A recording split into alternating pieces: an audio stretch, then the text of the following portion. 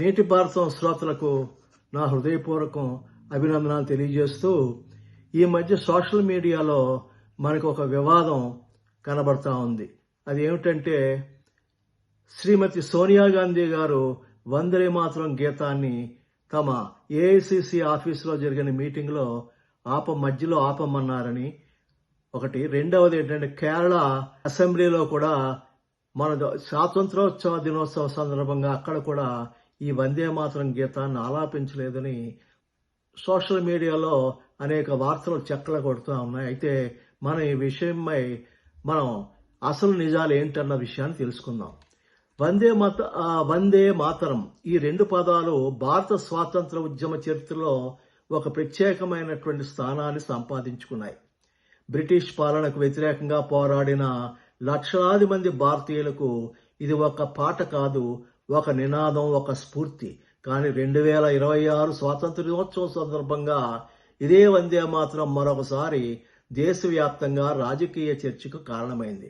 ఒకవైపు ఢిల్లీలో ప్రధాన కార్యాలయం ఏఐసిసిలో వందే మాత్రం ఆలాపన, మరోవైపు కేరళ ప్రభుత్వ ఆధ్వర్యంలోని స్వాతంత్ర దినోత్సవ కార్యక్రమంలో వందే మాత్రం ఎందుకు వినిపించలేదని. ఇక ఢిల్లీలో వందే మాత్రం ఆలపిస్తున్న సమయంలో సోనియా గాంధీ చేసిన ఒక సైగపై బీజేపీ తీవ్ర ఆరోపణ చేసింది. అసలు ఆమె ఏం చెప్పారు? ఆమె నిజంగానే వందే మాత్రాన్ని ఆపమన్నారా, లేక కాంగ్రెస్ చెబుతున్నట్లుగా ఖర్గేకు కుర్చీ తీసుకురావాలని మాత్రమే సూచించారా? కేరళలో వందే మాత్రం ఎందుకు వివాదంగా మారింది? ఈ రెండు సంఘటనల వెనుక అసలు వాస్తవం ఏమిటి?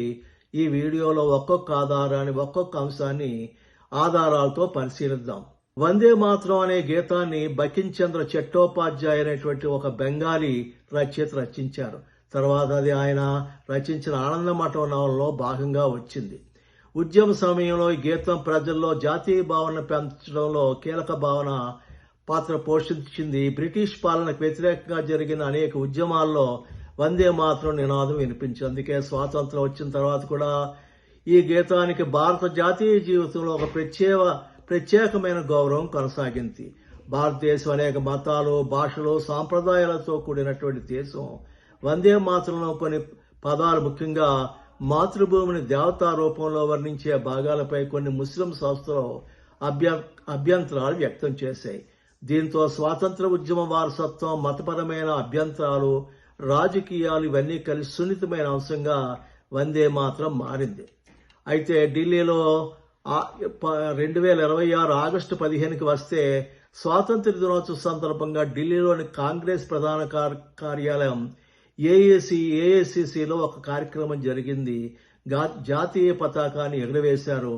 కాంగ్రెస్ అగ్రనాయకులు కార్యక్రమంలో పాల్గొన్నారు. ఆ తర్వాత వందే మాతరం ఆలాపన జరిగింది. అక్కడి నుంచే కొత్త రాజకీయ వివాదం మొదలైంది. వైరల్ అయిన వీడియోలో సోనియా గాంధీ మల్లికార్జున ఖర్గే వైపు మాట్లాడుతున్నట్లు లేదా సైగ చేస్తున్నట్లు కనిపించింది. వారిద్దరూ కూడా అసహనంగానే కనిపించారు.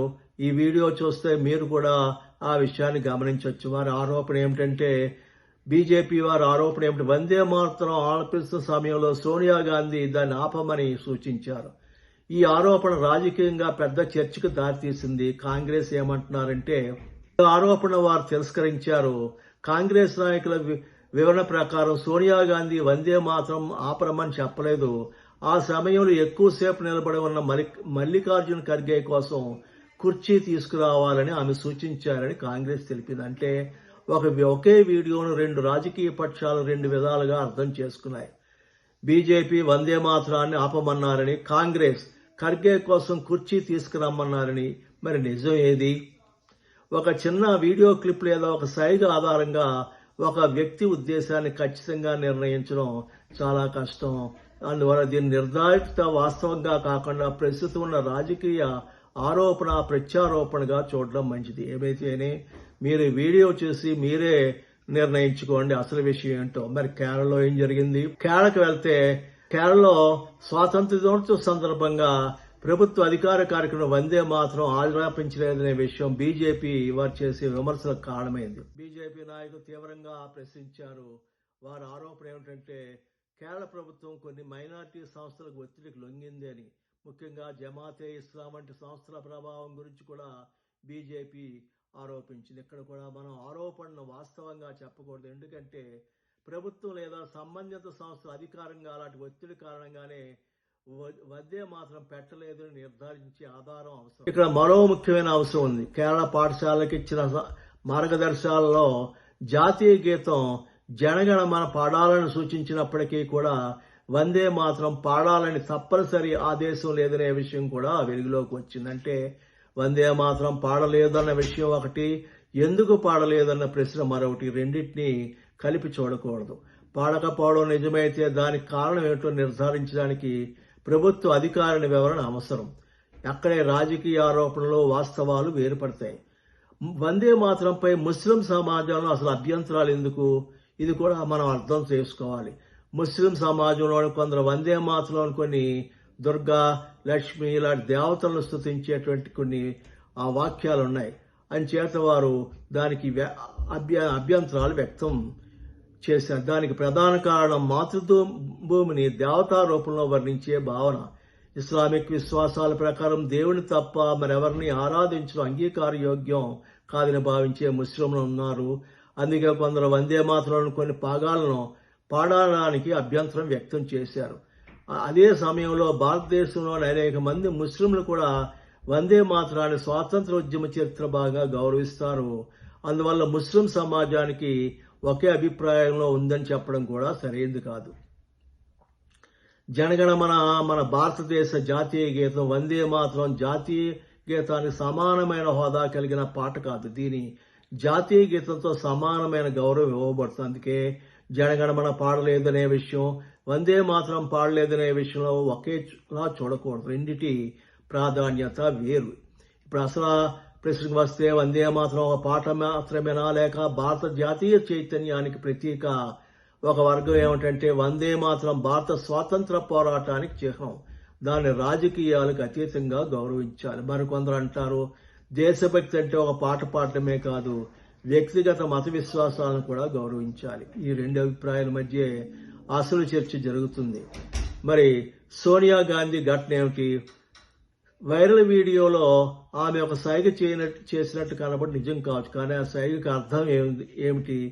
అది వందే మాత్రాన్ని ఆపమన్నారా, లేక ఖర్గేకి కుర్చీ తీసుకురమ్మన్నారా? దీనిపై రాజకీయ పార్టీలకు వేర్వేరు వివరణలు ఉన్నాయి. అందువల్ల సోనియా గాంధీ వందే మాత్రాన్ని అవమానించారని తుది నిర్ణయం చెప్పడం కంటే ఆమె సైగపై బీజేపీ ఆరోపణలు చేసింది, కాంగ్రెస్ వేరే వివరణ ఇచ్చిందని చెప్పడానికి వాస్తవానికి దగ్గరగా ఉంటుంది.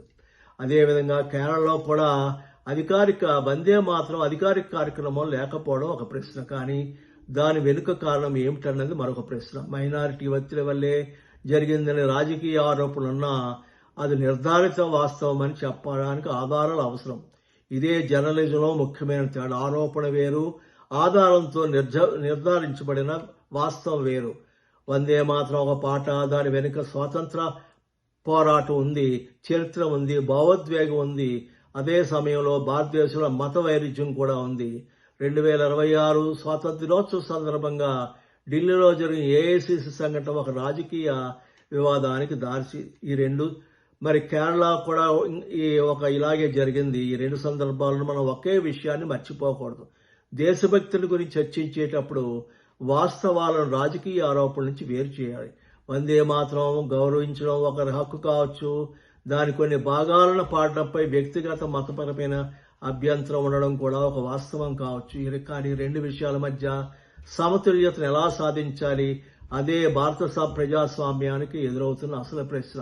చివరగా వందే మాత్రం అంటే కేవలం ఒక నినాదం కాదు, స్వాతంత్రం కోసం పోరాడిన తరతరాల జ్ఞాపకం. అందితే ఈ అంశంపై మనం కోపంతో కాకుండా చరిత్రను తెలుసుకుని ఆధారాలను పరిశీలించి వాస్తవాలు అర్థం చేసుకుని మాట్లాడాలి. ఈ వీడియో మీకు నచ్చినట్లయితే సబ్స్క్రైబ్ చేయండి, షేర్ చేయండి, కామెంట్ చేయండి. జై హింద్.